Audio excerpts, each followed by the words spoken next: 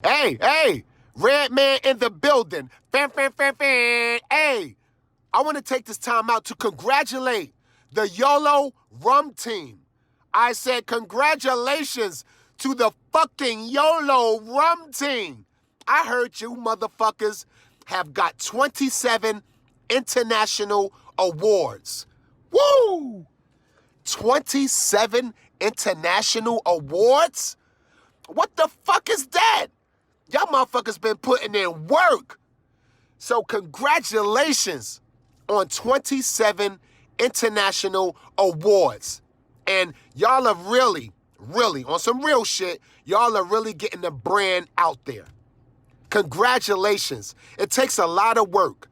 It takes quality control of your work to get 27 international awards. You motherfuckers are working. This is booked by your boy WIGNZ. Your boy WIGNZ said y'all the fucking best. So thank him. Congratulations again to the Yolo Rum team. And why is all the rum gone? Why the fuck is all the rum gone? Yolo Podcast, I'm WIGNZ, with me Phil Guerin, the founder of Yolo Rum, and it's another episode of the Yolo Podcast. Hello everybody, thank you guys for joining us today. Yeah, so in this episode, I sit down with DJ Tanastadi. He's a Colorado DJ, he's been on the scene forever, but he's worked his way up to Vegas. I mean, it's kind of the epitome of YOLO. YOLO, 100%. and he's from Colorado, that's awesome. So it's the Yolo Podcast, let's get right into it. My interview with DJ Tanastadi. The guy who represents YOLO to the fullest, especially on the music scene, DJ Tanastadi. He's with me right now. Welcome to the show, man. Thank you for having me. Dude, I'm super excited. It's been a long time. I know, too long. I it's know. Just because of the traveling, but we still keep in communication as much as we can, but yeah, definitely. Well, so let's get into Vegas, because I think that's almost like chapter 11. Okay. How did you know that music was your life? How did you get into this world as just being a DJ and know that that's what you're going to be able to do? Well, I didn't know, honestly. I mean, I had my goals like everybody else does. First was, hey, I want radio. I've always wanted to be on the radio as a kid. Like a DJ. Yeah, and then, because when I grew up, my dad was teaching me all the instruments and whatnot, but I still wanted to be a DJ. And radio was a big thing for me. I wanted to do that and, the clubs and stuff, but everything just happened the way it happened, and it went so fast that I just had to keep rolling with the punches, and every goal I've ever set, I exceeded. And I couldn't just stop, I couldn't settle. And it was so every year I had to make more goals. Wait, so did you get a turntable? Like, what turned you on to, and who taught you even that process of being a DJ? Honestly, my first turntable I got from a homie in high school. Okay. Right? And I broke it an hour later. So I waited so long. I was like, you know what? My homie was like, dude, I got these decks. You wait after school, you're ready to go home. I'm like, okay. Yeah. He's like, you want to buy them? I'm like, yeah, I want to buy them. I take them home. And literally, I put on a scratch record or something, and I was like, I'm gonna battle them, just me and some. Did you some have record. any idea? Well, obviously you broke it. So. Well, I broke it because I didn't understand. Yeah. Because every turntable came with that rubber slip mat. Mm-hmm. I didn't know I was supposed to take that shit off.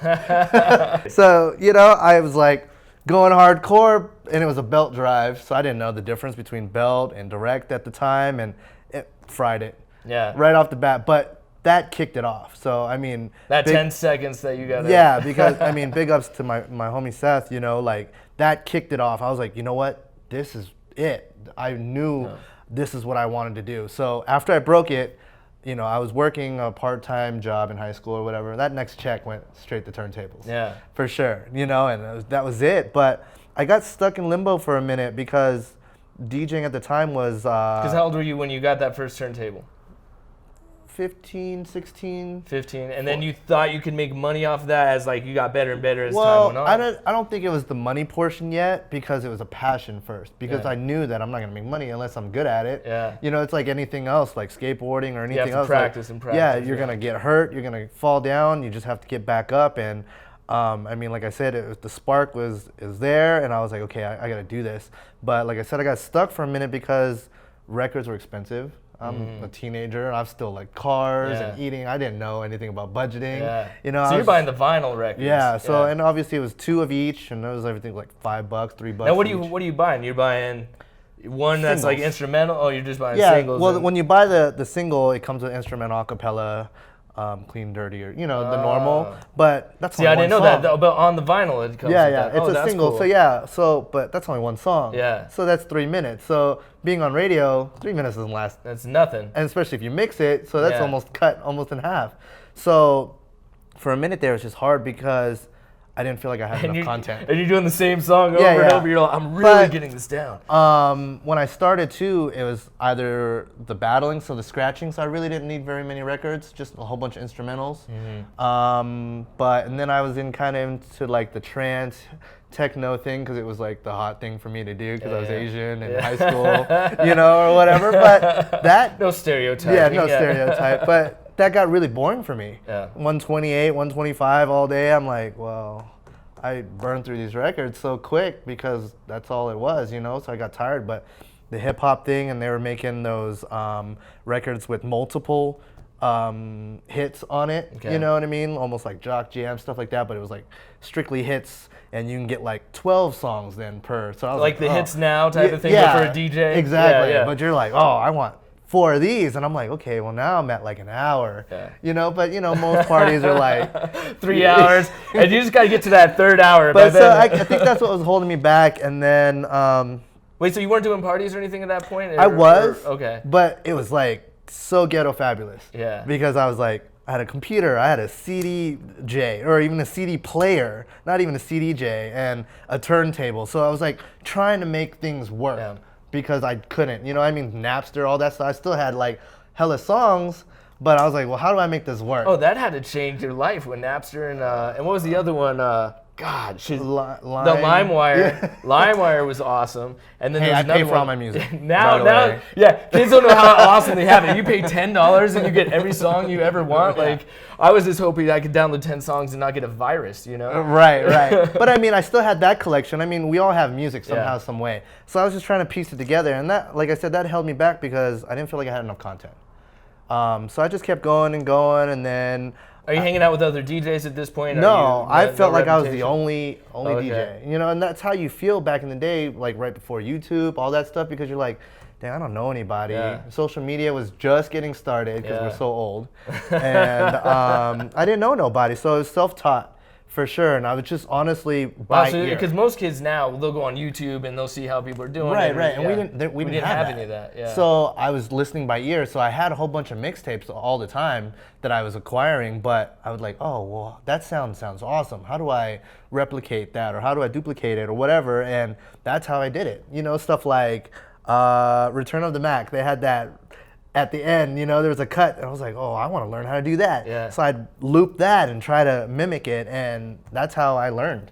And so at that point, when you get a little bit of a name, is that just from going to clubs? Is that just from going to opening up for acts? How did you even get into that role to where people started to be like, oh, that's Tanastadi? Well, that like I said, that was a shot out of a gun thing because, like I said, I was married.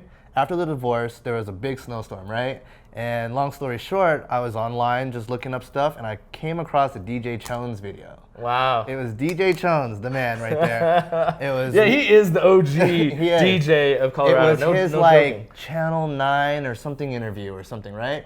And he was just like, oh, I don't have to mix records anymore. I have a computer. Put all my music on the computer. I'm like, well, I have a computer. Yeah. I have a whole bunch of music Yeah. that I have on my computer. Okay, now you know that we're old when 9 News is doing a story how you can put music on a computer. Like that's Right. So that was it. Yeah. That was it.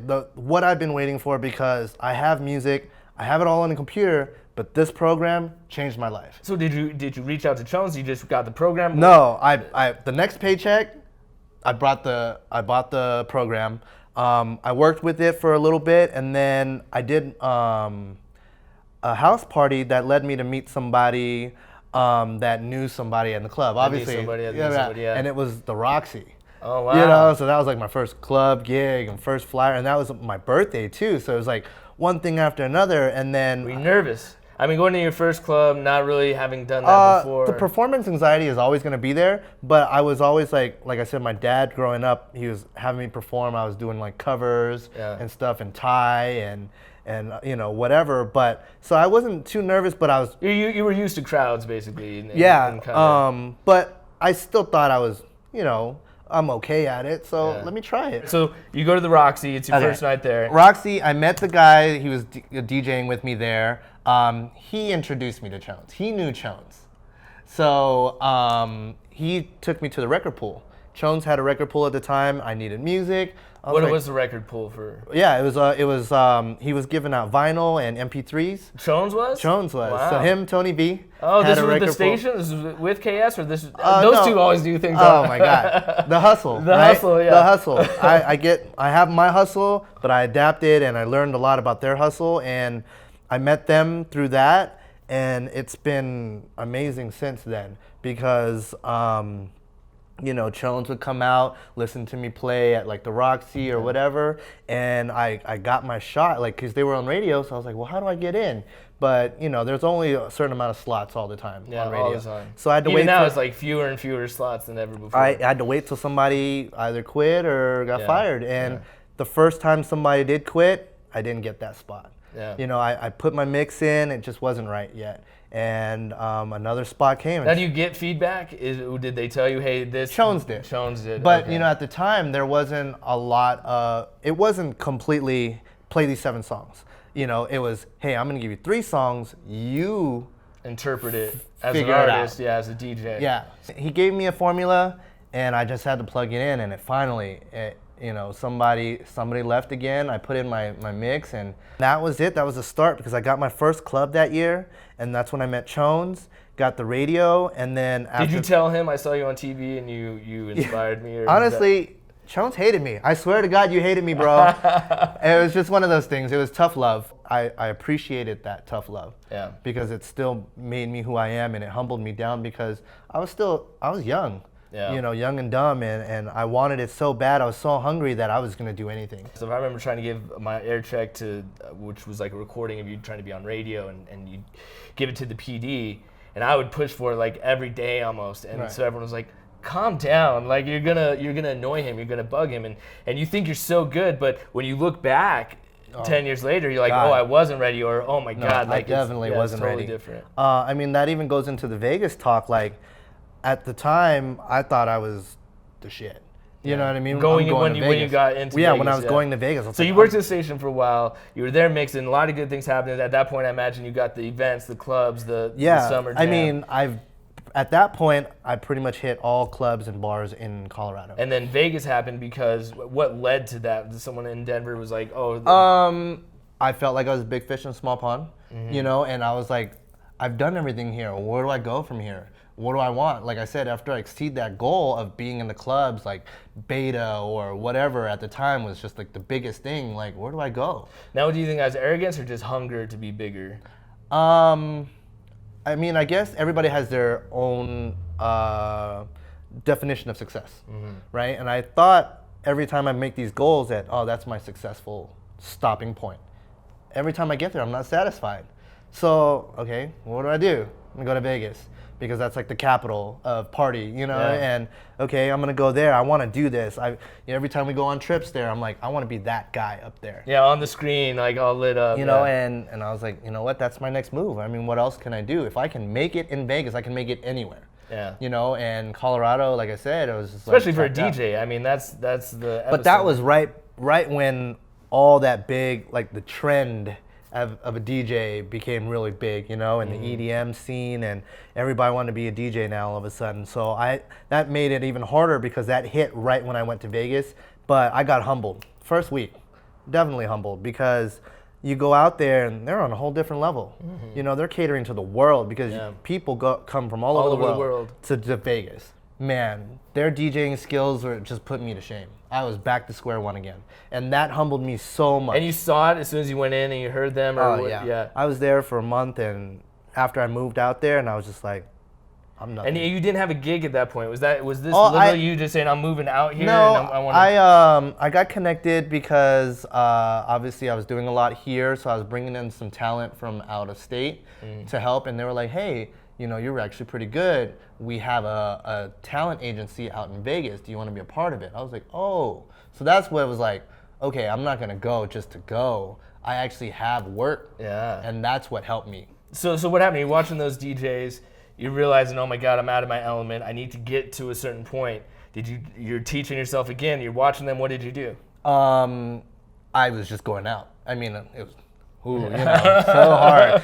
But I was going out. I was going to the strip. Yeah. But it's all networking. So I network with the people that are hot. You know, hey, can I meet this person? And so somebody always knows somebody. Oh, somebody knows somebody. Okay. Somebody always knows somebody. Like, hey, does anybody know this guy? Does anybody know this guy? And of course, I know a lot of DJs. So yeah, I introduce you, and I just became friends with so many people out there. Which is so, I say it a lot, but it's like, it's so important to network and never burn a bridge, and to always, because the same thing I told Jones, the same thing I tell you, it's like, we might not have talked in person for 9 years, but we're still supporting each other to where when you come in here after that 9 years of not talking, we're able to catch up and see, oh, hey, what's going on? Oh, that's crazy. And you see, when you don't talk to someone for 9 years and you see how much they evolve, and you remember, because we started in the station at the same time pretty much. I remember sitting in that room, that purple room, just shooting the shit, talking about, hey, did you see that new iPhone's coming out? Oh my God, man. I was like, Serato just came out with another button, bro. This mixer is awesome. Yeah. But it's cool to just see you evolve to that point, but it's important not to network, just like you're saying, because you probably networking is everything. in person, not online necessarily. Yeah, you have to go and shake babies and kiss hands. Like, yeah, no, totally. It's the way to go, because somebody knows somebody, and they're gonna have to open that door for you or introduce you. Because if not, it's gonna be harder to knock on somebody's door with no backing. You know what I mean? So you weren't even necessarily at big clubs when you're in Vegas. Once they gave you the gigs, you had to work your way up. Right, but the agency I was with was a part of all like MGM resorts. So I was already doing Mandalay, Luxor, everything that was part of MGM. So I was grateful, but it was like the pools, the center bars. So, but you know what? Every person that's made it in Vegas started there. Yeah. Because the talent, the person that was hiring talent or whatever was probably at that center bar, having a drink before the shift or whatever. So it's all about timing. And that's all it is. It's timing, networking, being at the right place at the right time, just all that.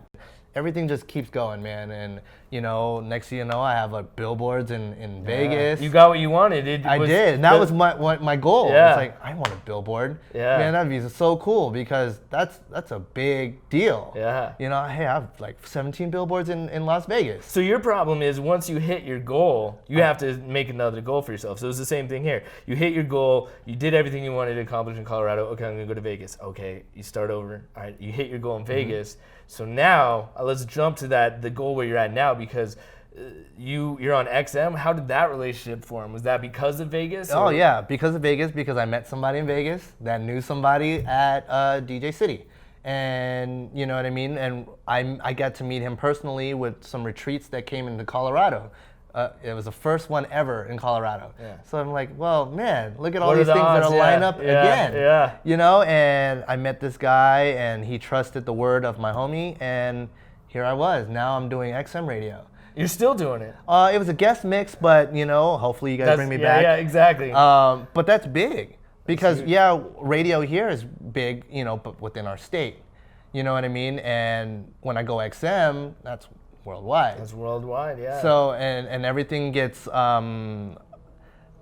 cleared, so there's no music piracy or what I mean. Everything gets cleared, so they won't take my mix down. Yeah. And that's the best thing. So it's just everything just keeps getting bigger. I mean, what's the next goal then?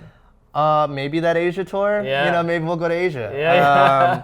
Yeah. Honestly, I've been doing a lot more production too. So I've been getting a lot of people. I do edits also, and a lot of people love it, because. What's that? So it's like, if I take the song and we only like the third verse is hot. So I'm gonna make an edit, just to play the third verse. So I don't actually have to go in there and do some crazy stuff at the club. It makes my life a little easier, but people love that stuff because, oh, I didn't think of that. And why didn't I do that? Well, and we're an ADD generation, so we're like, just get to the point. Right, Get to the good part. So, you know, stuff like that. So people love that, and then I'm trying to produce my own stuff because I guess that's the goal, is to become an artist and then play my stuff. Yeah. Because I'm playing everybody else's stuff and they're getting money for it. I mean, let me play my stuff. Let everybody else play my stuff. And that's kind of where I'm at. I think that's the next step, is to become an artist. Yeah. You know, instead of DJ Tanastadi, maybe just Tanastadi. Yeah. And then. How'd you get that name?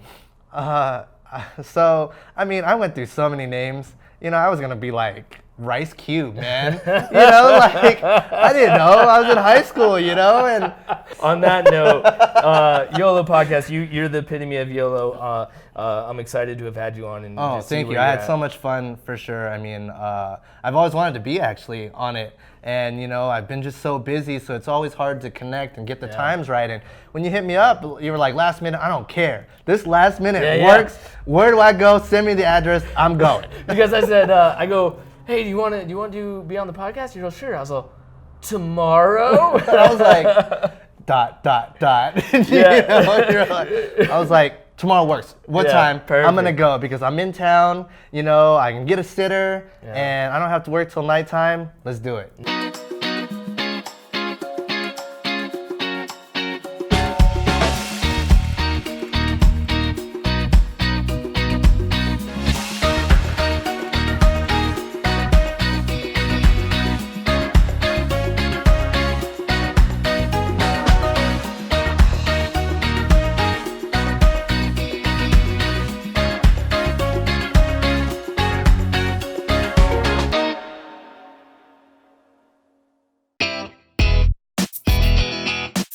Hi, my name is Lori, and I have invested in Yolo Rum because it is powered by the people. Why is the rum gone? YOLO! Lori Johnson, thank you very much for that shout out. You rock. Thank you very much for your support. We appreciate it. We're putting a bunch of things to be in communication with our people all of the time, so it's really exciting to get these shout outs and to see people involved in our company. So thank you. Yeah, if you want to send those shout outs, send them to info@yolorum.com. But that's it for the podcast this week. Make sure you come back next week. We'll have more celebrity drops, more interviews, and more rum. That's what I'm here for. Where's my glass? Yeah, we need to get you a glass. Yeah, exactly. You can't drink out of the bottle. It's unsophisticated. Oh, I can't? Oh, well, I guess if you want to. YOLO. YOLO.